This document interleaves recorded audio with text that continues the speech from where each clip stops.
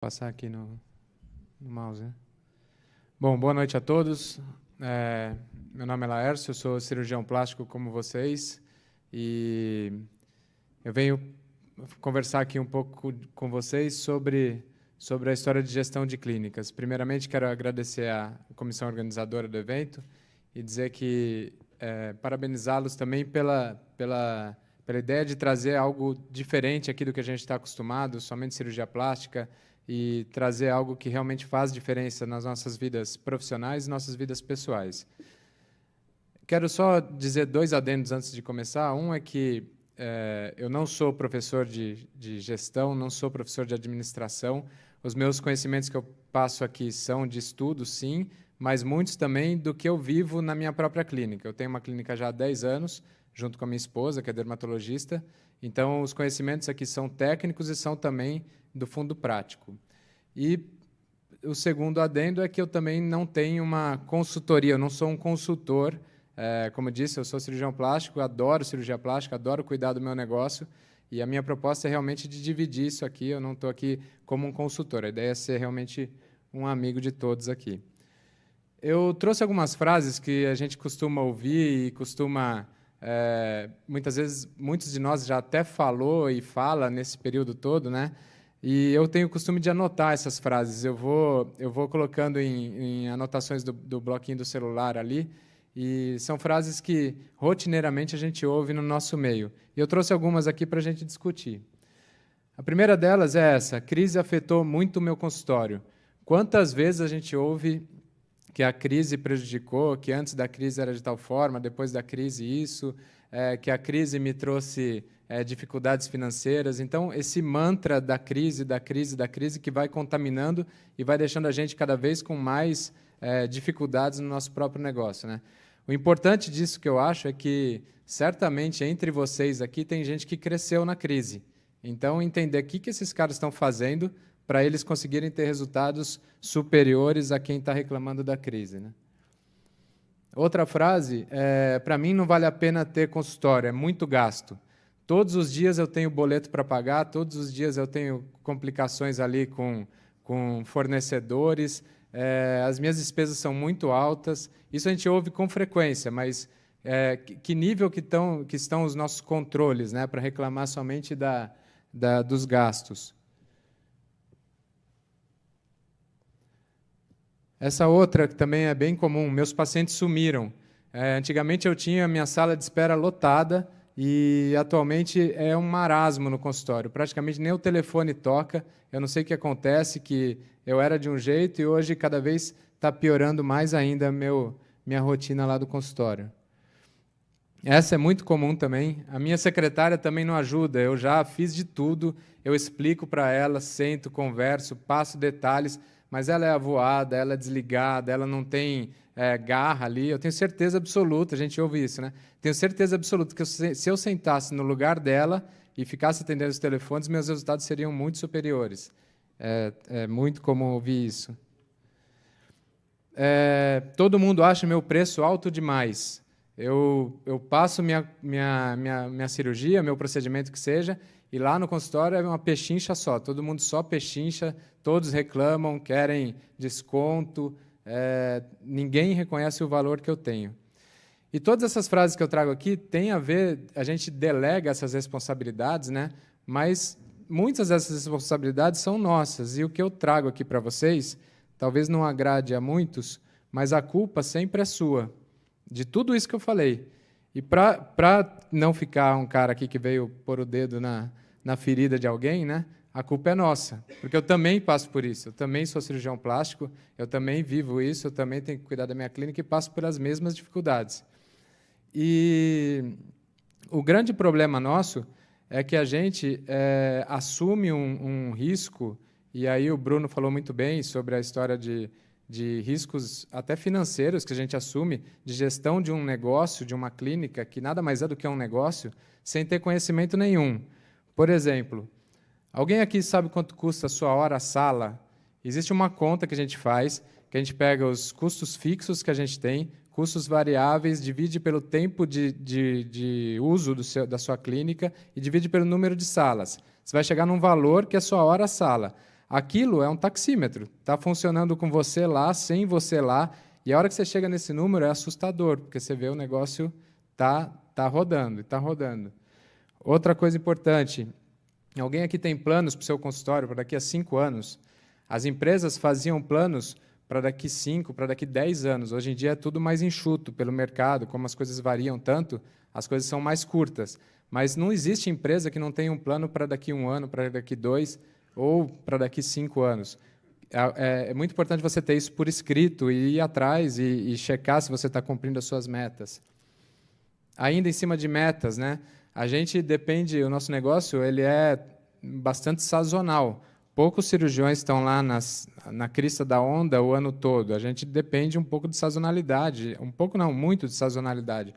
E é importante você ter metas para cada período do ano, para cada mês comparado ao ano anterior, quanto você planeja crescer. Isso é fundamental. Lembrar que todas as metas elas devem ser específicas, têm que ser mensuráveis, elas têm que ser alcançáveis, têm que ser relevantes e têm que estar no tempo. Se não tiver essas 5 características, não é nem meta, é desejo.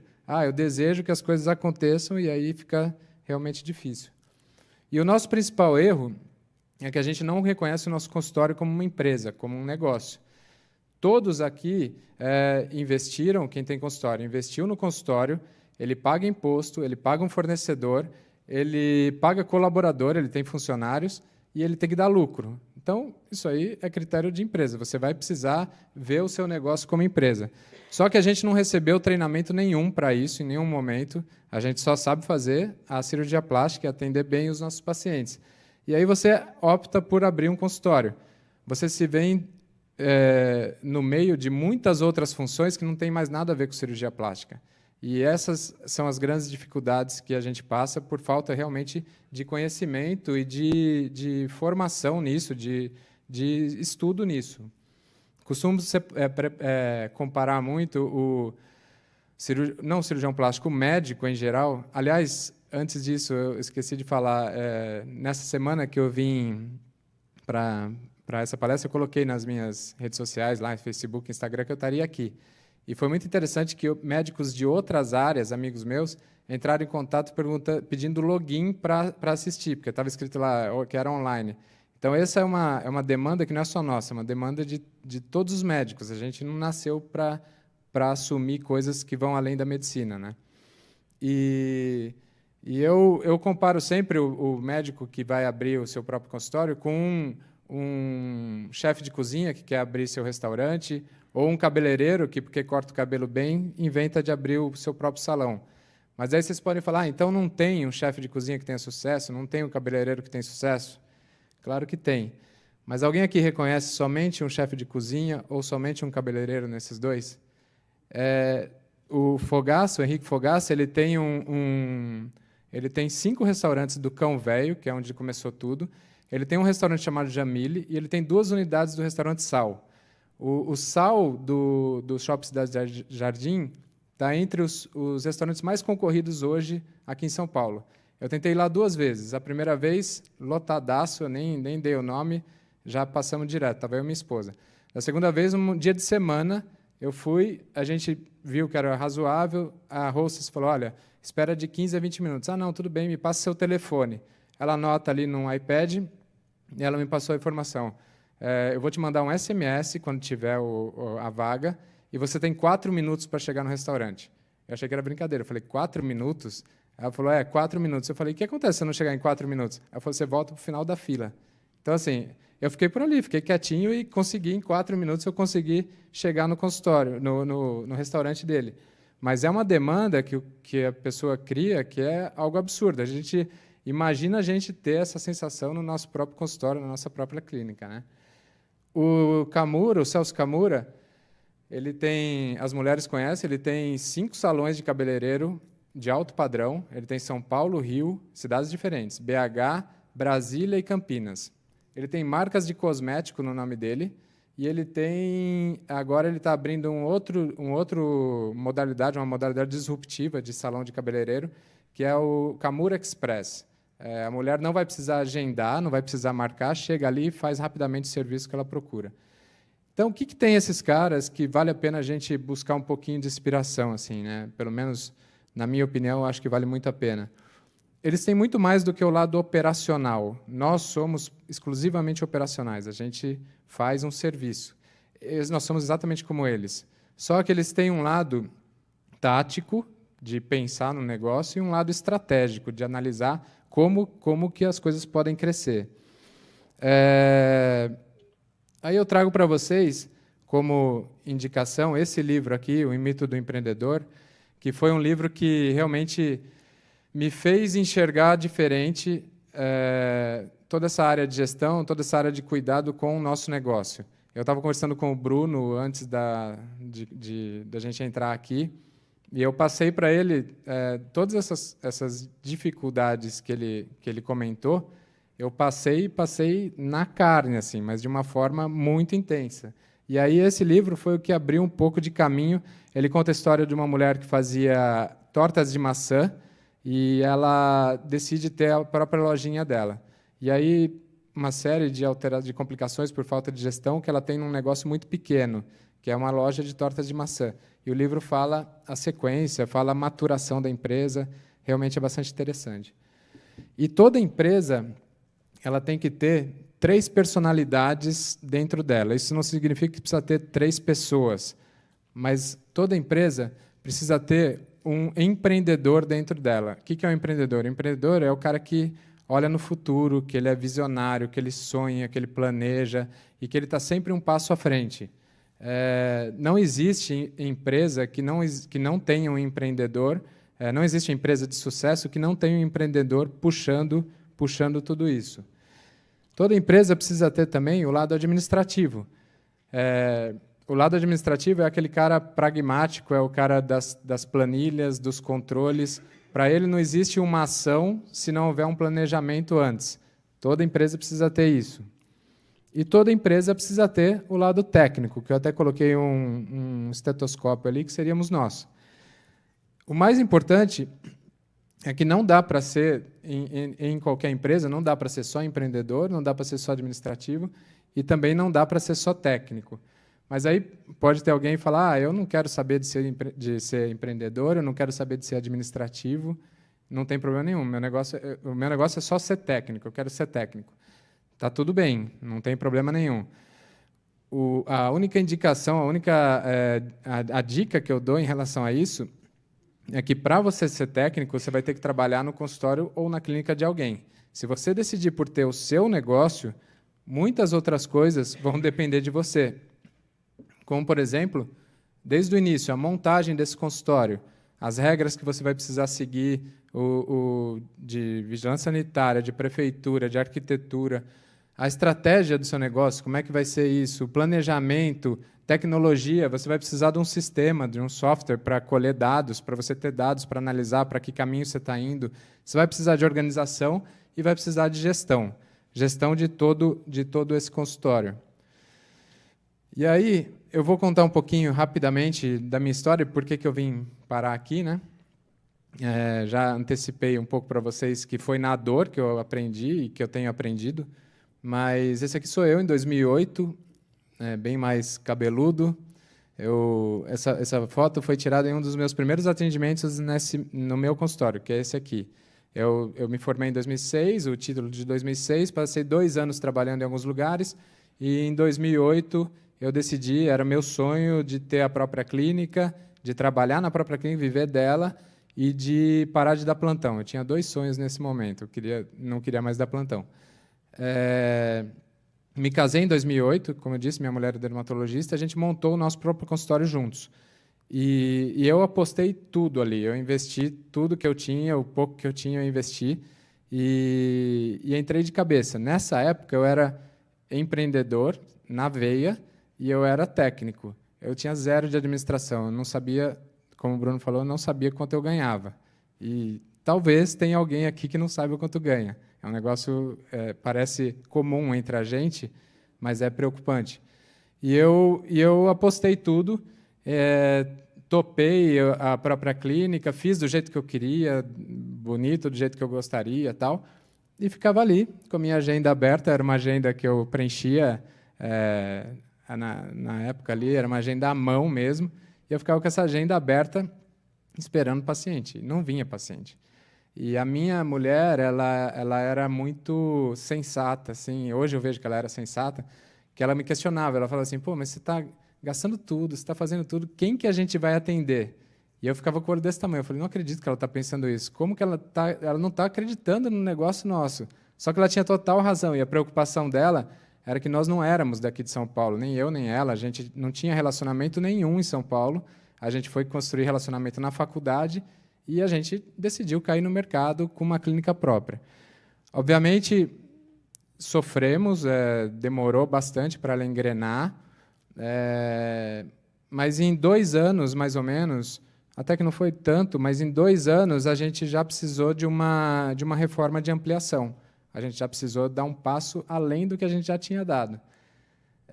Até aqui, até o 2010, as coisas estavam andando com as nossas economias. Em 2010, quando a gente precisou dar o passo a mais, foi aí que a gente entrou num turbilhão aí que eu me sentia como um barco num maremoto e sem controle nenhum, porque aí a gente partiu para uma ampliação, a gente precisava de investimento que a gente não tinha, a gente foi atrás de recursos de banco, igual o Bruno falou, e a onda acabou sendo muito maior do que a gente planejava. Nesse momento, eu percebi que eu precisava de ajuda. Eu fui buscar uma consultoria. Era uma consultora portuguesa, inclusive, ela prestava serviço para uns conhecidos meus, e ela entrou no consultório e ela falou o seguinte, em pouco tempo, ela fez análise, ela falou: vocês são uma bomba relógio e vocês só não quebraram até agora por conta de que as entradas são razoáveis. Então, quando entra, apaga um pouquinho o incêndio, mas nesse ritmo vocês vão quebrar. E aí o alerta ficou muito maior, eu percebi que realmente precisava estudar. Depois disso, eu tive uma segunda consultoria, que hoje talvez eles sejam os maiores aí do mercado, e esses segundos consultores eles me ajudaram bastante, me estruturaram, mas eu nunca me sentia satisfeito porque eu continuava sem saber nada. E vinha um consultor, falava alguma coisa, tudo, mas eu continuava sem saber. E aí que eu decidi que eu precisava estudar. Eu criei uma forma para mim de sair da zona de conforto, de eu começar a buscar coisas que eu pudesse entender de empreendedorismo, de alguma coisa de gestão, alguma coisa de administração. E eu fui começar a ler, fui começar a me enfronhar em alguns grupos diferentes aí de médicos e passei a realmente adquirir algum conhecimento nisso. Eu criei, na época, eu tinha como base, quando eu comecei a ler algumas bibliografias de caras que eu achava muito grandes, assim, eu me inspirei muito em ler esses caras, e eu sempre os colocava dentro da minha clínica. Eu imaginava, se tivesse aqui, na minha função aqui, de ter que cuidar disso tudo, se tivesse um Carlos Wizard da vida, um Flávio Augusto da vida, um Jorge Paulo Lemann, o que esses caras fariam, né? E eu sempre enxergava os caras como eram todos big boss, né? O que esse cara ia fazer aqui para me tirar dessa confusão toda? E eu criei uma metodologia que na época eu dei um nome, era uma coisa interna. Eu não imaginava em um dia passar isso com esse nome, mas a metodologia que eu criei, eu queria realmente ser algo do tipo like a boss. Eu queria ter conhecimento e ter firmeza e ter segurança em tomar as atitudes que eu precisava tomar. E aí eu percebi que, quando eu começava a estudar, eu percebi que eu tinha alguns pilares que eu precisava saber. E eu coloquei isso, primeiro era uma ideia de pilar, que depois eu trouxe para uma ideia de engrenagens. Para mim, um conhecimento básico disso daqui é fundamental para quem só quer ter consultório. Se você quiser crescer, você vai ter que aumentar muito o conhecimento aqui, mas, no mínimo, conhecer todos esses processos, todas essas engrenagens, vai fazer com que a coisa ande, pelo menos, de uma forma razoável. Eu fui estudar mindset, eu praticamente não conhecia essa ideia da mentalidade nossa jogando a favor da gente, e todos esses caras que são muito grandes, eles têm uma mentalidade que eles chamam de mentalidade empreendedora. Foco, foco, foco, e as coisas vão oscilar, as coisas vão abaixar, e você tem que ter foco, e que vai melhorar, e que isso e aquilo. Parece uma besteira, mas existem comprovações científicas de que esses estímulos mentais que a gente joga dentro da gente nos faz prosperar, nos faz crescer.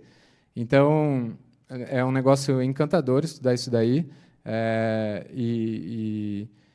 Hoje, muito menos, mas todas as vezes que eu me colocava numa oscilação, que eu estava lá para baixo, eu começava a ler essas coisas e realmente te anima e te faz as coisas acontecerem. É óbvio que não depende só disso, mas funciona.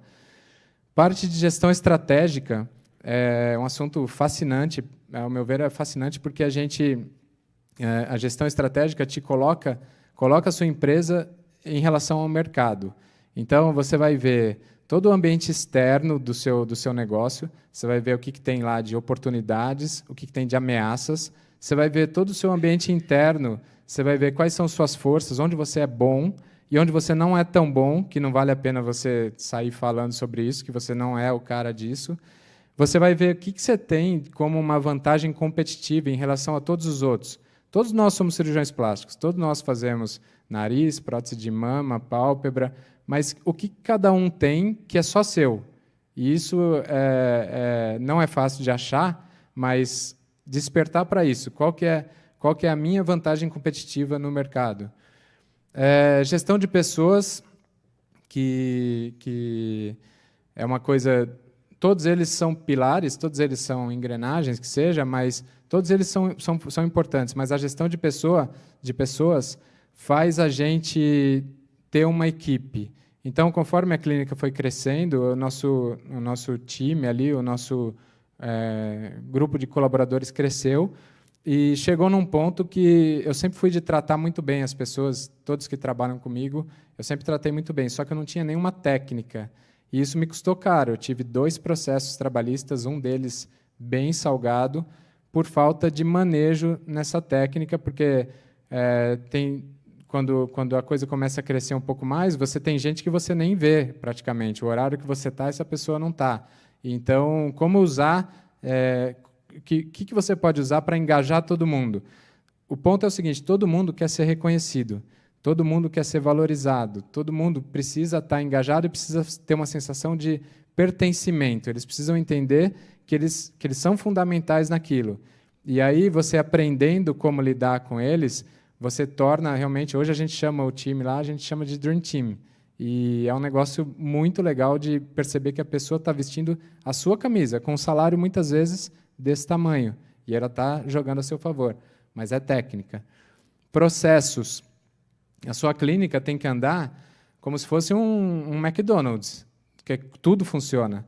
Aí é óbvio que a gente trabalha com pessoas, a gente não vai ter a ideia de ser tudo mecanizado, tudo robotizado. Mas você precisa escrever e precisa apresentar para todo o seu time o que cada um faz, o que cada um é responsável por fazer e para quem que ele responde, qual que é no organograma ali, quem que está acima dele. E isso, quando eles têm as coisas bem escritas, é bacana porque tudo vai funcionando, é óbvio que eles vão adaptando alguma coisa, mas eles sabem o que tem que fazer. E isso é com todo mundo, desde a moça que serve o café até quem faz o seu fechamento, quem faz o seu pagamento. São scripts que você vai criar e que a coisa vai funcionar bem. Porque existe um ponto que é bem falado, quando a gente vai em um lugar que algo funciona muito bem e você volta, aquela experiência não existe mais, você não é que você deixou de ganhar, você perde muito em relação ao seu cliente. O cliente volta esperando aquela experiência que ele viveu em algum momento. Então, tudo que é bom, tudo que foi legal, é escrever e tornar o processo repetitivo. Em relação à gestão financeira, o Bruno já falou muito bem, mas só um ponto que eu acho bem importante é a divisão de pessoa jurídica para pessoa física, né? Quem sustenta quem? Por muito tempo, eu sustentava a clínica, enquanto eu estava lá nos plantões, era o dinheiro de fora que entrava, né? Então, entender isso, até que ponto está valendo a pena. E na gestão financeira, você vai fazer Análise de viabilidade de projetos que você queira fazer, ver se realmente vale a pena ou não. Análise de rentabilidade, entender o que vale dentro, o que é rentável dentro dos seus serviços. E também estudar precificação. Como que você dá o preço? Eu dou o preço porque todo mundo é o mesmo preço. Não. Você tem um negócio que chama-se valor, que vale muito mais do que o seu preço. Às vezes, é por isso que tem cirurgiões que cobram lá em cima. O valor dele está acima de quem cobra aqui embaixo. Então, entender isso também e usar disso. A outra engrenagem ali, os controles, que são os KPIs, que se chama, né, que são os indicadores. Existem indicadores qualitativos, que são indicadores que a gente vai perceber a qualidade do serviço, e indicadores quantitativos. Nesses qualitativos, a gente pode ter pesquisa de satisfação, fazer uma pesquisa de satisfação com quem passou na clínica, com quem somente... ou com a pessoa que está na clínica, ou com a pessoa que já foi embora e depois alguém liga. Então, criar processinhos de pesquisa de satisfação que vão também abastecer todos os seus resultados. E os indicadores numéricos, nem se fala, de faturamento e todos os outros que vão entender para onde está indo o seu barco, né? Eu trouxe um pouco de marketing para falar. Ela está numa engrenagem maior, mas não significa que ela seja mais importante que as outras. Eu acho que é fundamental, mas todas as outras, se pararem, trava tudo, né? E para falar um pouquinho de marketing, eu acho que antes de trazer as coisas aqui, entender o que é marketing, né? A gente tem uma sensação, e a gente, também por falta de conhecimento, é muito comum hoje a gente ver um monte de posts. Muitas vezes é até engraçado que os posts às vezes são repetidos. As fotos de um passam no outro, e às vezes muda alguma coisa da frase ali, mas isso que a gente tem de agência de marketing digital, de soltar posts, um por semana no Facebook, um por semana no Instagram, ou 2 no Instagram, eles têm os pacotinhos deles, né? Isso daí, pessoal, não é marketing, tá? Isso daí eu chamo de panfletagem digital. É como se você estivesse entregando panfleto, só que você está entregando pela internet. E lá, nas 10, 15 curtidas que tem, sempre tem sua mãe, tem a tia, e assim, não traz ninguém para dentro de casa, não traz ninguém para o consultório. Marketing, na nossa área, tem muito mais a ver com o relacionamento, com a forma como a gente se apresenta e com a forma como a gente engaja todas essas pessoas que nos procuram.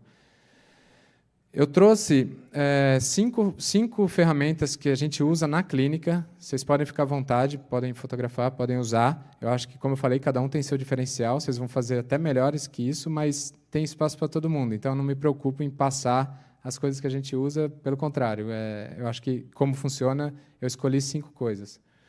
Uma delas é o ranqueamento de pacientes. Existe uma regra de Pareto que serve para qualquer negócio. Essa regra fala o seguinte, que a regra chama 80-20. 80% do seu faturamento é atribuído a 20% dos seus clientes. Então, independente do que a gente faça, todos nós, a gente tem qualquer empresa tem 20% de clientes que paga 80% do faturamento. Então, para que serve o ranqueamento? O ranqueamento serve para saber quem são esses caras, quem são os 20%. Como que a gente faz? A gente tem um sistema que foi tabelado ali, a gente dá pontuação para cada coisa que a gente acha importante. Então, ao nosso ver, o que é importante? A gente precisa saber se esse paciente ele indica alguém, é um critério de pontuação nosso. O segundo critério é se ele faz o procedimento rotineiramente. Como eu falei, minha esposa é dermatologista, existem muitos procedimentos recorrentes na dermatologia, que a gente usa também, preenchimento, botox. Esses caras eles vão ter que fazer, os pacientes vão ter que fazer mais vezes. Então, a importância da recorrência, ele ganha ponto. Se fez cirurgia, que é uma pontuação boa, porque a margem de lucro da cirurgia sempre é maior do que qualquer procedimento, vocês sabem disso. E indicação,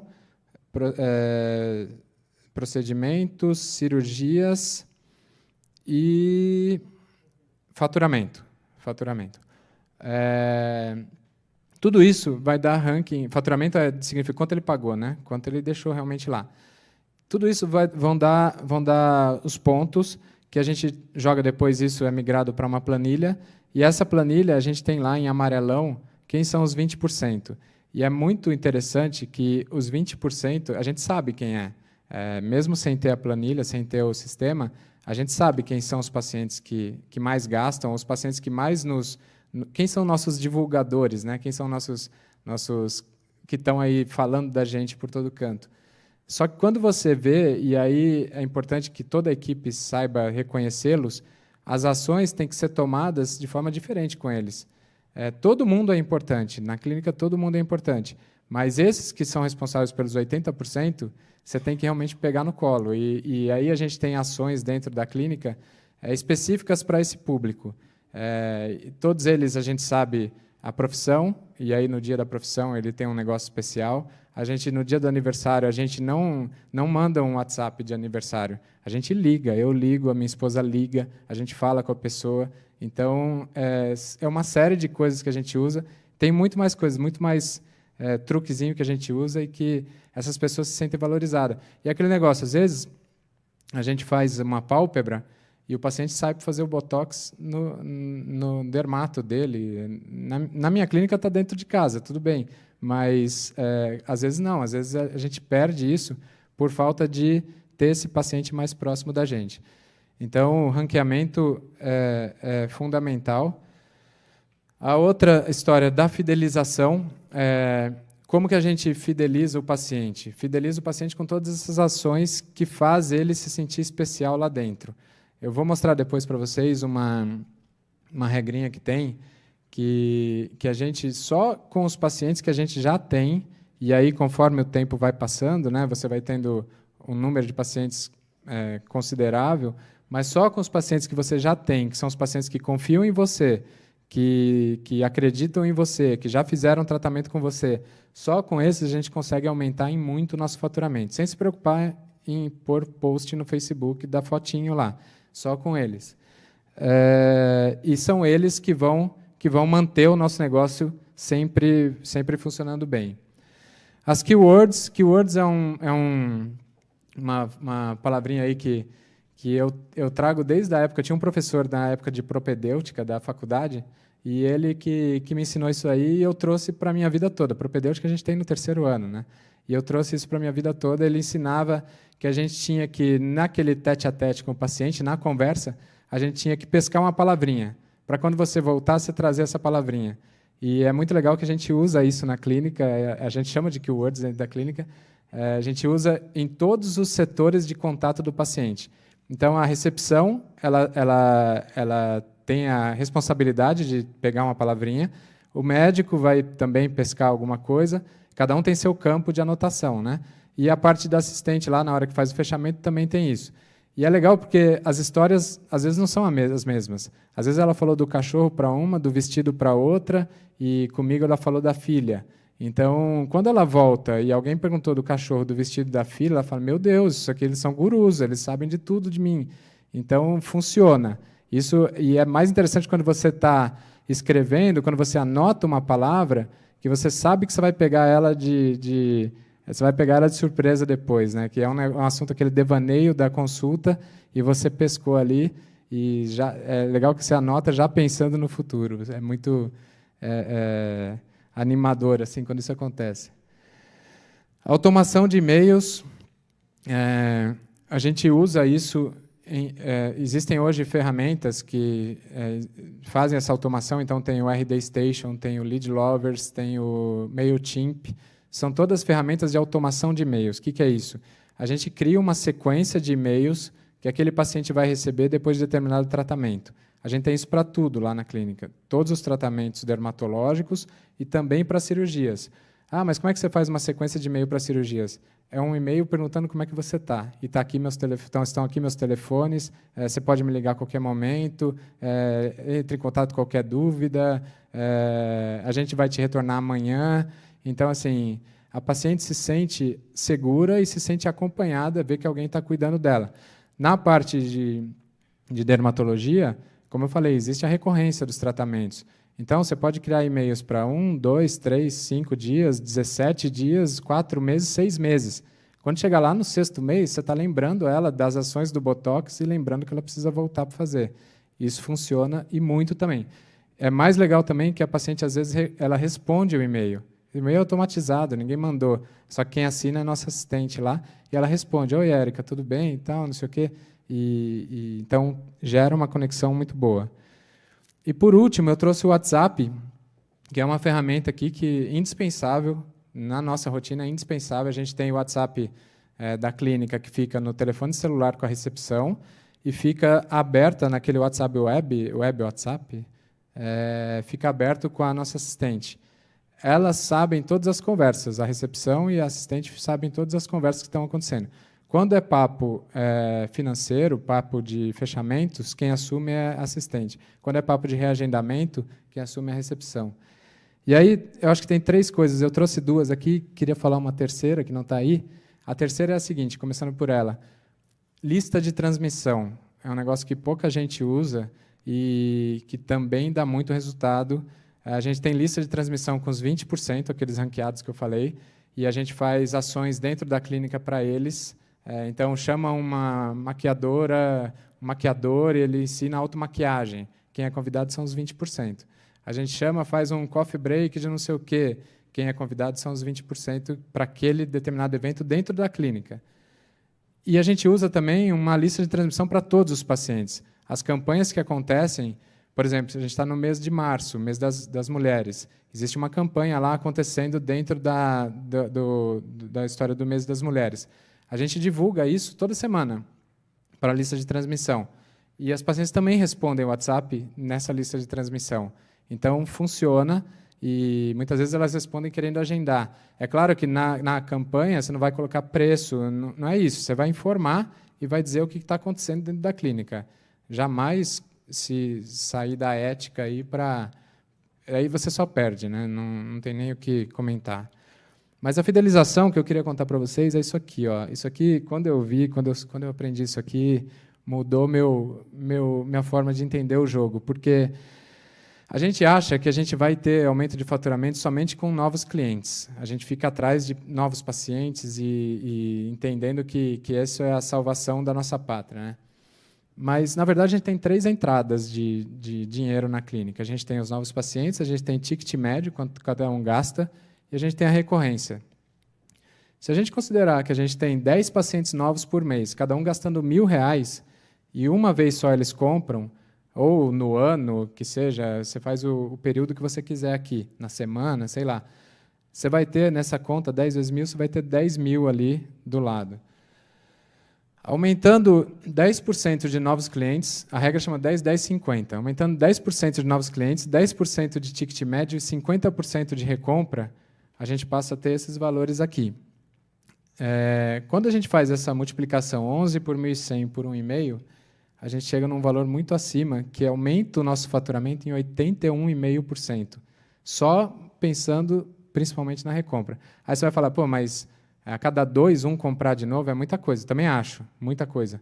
Mas se a gente abaixar para 20%, a cada 5, um comprar de novo, isso aqui passa de 40% de aumento de faturamento. Então, você se relacionar com esses pacientes é fundamental. Não deixar que eles esqueçam de você e a cada momento que as coisas vão... Conforme for aumentando, você só vai ter mais gente para brincar com essa história de fidelização. Do WhatsApp, eu trouxe 2... A gente tem algumas mensagens, todas elas fazem parte de processos dentro da clínica que eu expliquei.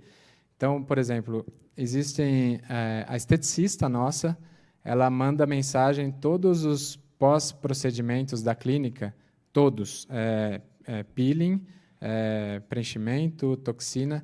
Existe uma mensagem padrão que ela manda e está escrito lá o seguinte: olá, fulana, boa noite, eu sou Ana Paula, esteticista da clínica, em nome do Dr. Laércio, gostaria de saber como é que está passando após o procedimento. Isso é no dia seguinte. A paciente responde, oi, Ana, tudo bem? Muito obrigada, tal. Fala que estou ótima e muito feliz. Ou a mesma mensagem, bem, profissional excelente, resultado ótimo. Essa é a mesma mensagem. Isso aqui foi muito engraçado quando aconteceu, que a gente, às vezes, surpreende as respostas, né? Só que daí a gente lembrou, quando eu fui montar isso aqui, eu lembrei dessa mensagem. Eu falei, a mensagem daquela paciente, fulano de tal. Eu falei, elas procuraram, não acharam. Daí elas entraram em contato com a paciente tinha a mensagem, printou e mandou para a gente, por isso está invertido. Mas olha a resposta. Boa noite, Ana. Estou linda, maravilhosa, saltitante. Ah, que ótimo. Fico feliz, esteja feliz com o procedimento e tal. Com dose de carinho, nunca me senti tão linda. O que é legal disso daqui? Como eu falei, relacionamento. E outra coisa muito legal é em relação à gestão de pessoas. A gente tem reunião na clínica com a equipe a cada 15 dias, duas vezes por mês, né? Então, eu levo isso. A Ana, minha parceira, aí ela não conta para ninguém, ela printa e manda para mim, e vai me alimentando. E eu levo isso nas reuniões. E aí eu falo, olha que legal, pessoal, olha como vocês estão trabalhando bem, olha que isso e tal. E eu passo as glórias todas para elas, sabe? E aí todo mundo enche o peito e fica com aquele sorriso e energizada e engajada no meu negócio, no negócio que eu quero que cresça. A outra mensagem que a gente manda é em relação à indicação. São essas duas do meio aqui, as outras se repetem, mas essas duas do meio, em relação à indicação. Por exemplo, lá em cima, oi, Cris, recebemos hoje a Maria Isabel, que veio através da sua indicação. Agradecemos pela confiança e desejamos uma boa tarde. Isso é um textinho pronto, ela só muda o nome da paciente que indicou e o nome da indicada, né, de quem vai passar em consulta. E no processo, quem faz isso aqui é a recepção. A paciente foi indicada pela Crícia, né? E quando a Maria Isabel entra em consulta, a recepcionista não é obrigada, mas está lá, ela não esquece, porque está escrito, ela repete isso, é o McDonald's, ela está repetindo. Quando está lá, ela pega e ela escreve, eu vou mandar para a Crícia agradecendo a Maria Isabel. E aí a gente tem isso, espero que ela goste assim como eu, ou que máximo, ela vai adorar o doutor, tal. Então, são coisas que também... O que aconteceu? A pessoa está lá no trabalho dela, está lá em casa e está lembrando de você, porque você agradeceu por uma indicação, que é o que você mais quer, você quer ser indicado. E tudo isso aqui seria já muito legal, né, que eu estou passando e falando que funciona, mas é legal ter dados disso. E hoje em dia existe a tal da inteligência artificial. Isso aqui, quando eu vi, eu achei realmente que a gente já está em outro mundo e não está reparando, né? Existem softwares de interpretação de texto. A Google e a Microsoft, elas têm esse software, é gratuito, você pode entrar lá, pesquisa, e você vai interpretar o texto, aí você pode pôr um texto longo, ou você pode pôr uma frase, ou você pode pôr um textinho como esse de WhatsApp, qualquer que seja. E eu trouxe aquelas mesmas mensagens, eu trouxe as análises dessa interpretação. O sistema ele interpreta índice de satisfação sentimento de satisfação e sentimento de alegria. Então, a gente pega a mesma mensagem, ela gostou muito, eu que agradeço, o profissionalismo e tal, gentileza de vocês. O sistema reconhece que está falando em português, ele fala em um monte de língua, ele reconhece que é português, ele reconhece algumas palavras e ele dá um sentimento de satisfação, de felicidade ou de satisfação de 100%. Na outra mensagem, mesma coisa, ele reconhece algumas palavras, sentimento de 100%. Na outra, mesma coisa, 100%. Aí eu comecei a jogar as mensagens, quando eu descobri isso aí, comecei a jogar as mensagens 100%, 100%. Eu falei, não, está furado, né? Algumas deram menos, mas a maioria dava 100%. E eu falei, isso daí não funciona como eles acham que funciona. E eu criei algumas mensagens, que são mensagens todas fake, tá? Não aconteceu isso, mas eu criei para jogar no sistema e ver o que ia acontecer. Então, pus lá, ainda não estou satisfeita, tomara que melhore, sentimento de satisfação de 19%. Estou bem, mas não gostei do resultado, esperava muito mais, sentimento de 7%. Ou a pior de todas, doeu muito, não achava que fosse sofrer tanto, sentimento de satisfação de 0%. Isso daqui está gratuito, você joga no Google, você vai achar isso aqui.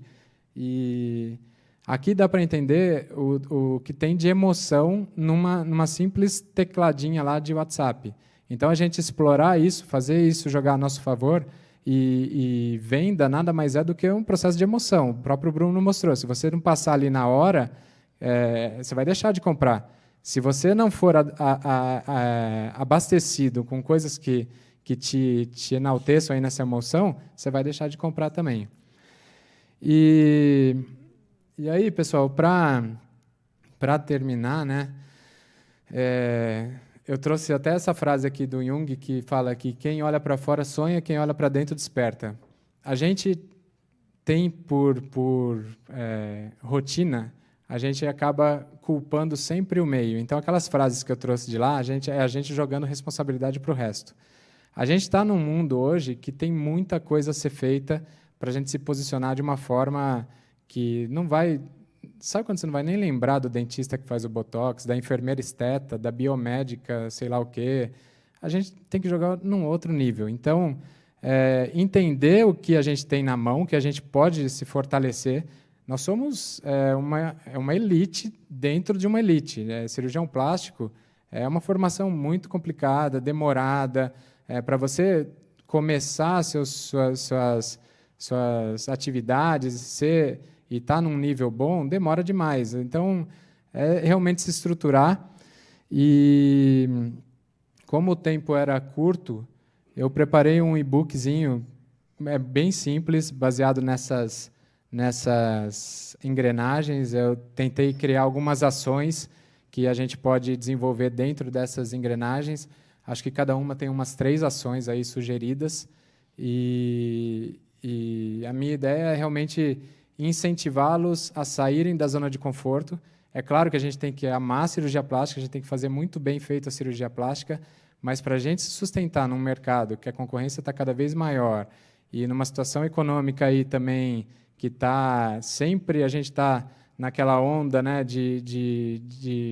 das dificuldades, tudo, você precisa se estruturar. E é isso aqui que vai te dar um futuro mais próximo, um futuro com mais tempo para a sua família, para estar com quem você gosta. E esse é o incentivo que eu deixo aí. Espero que todos vocês tenham sucesso e agradeço bastante. Muito obrigado.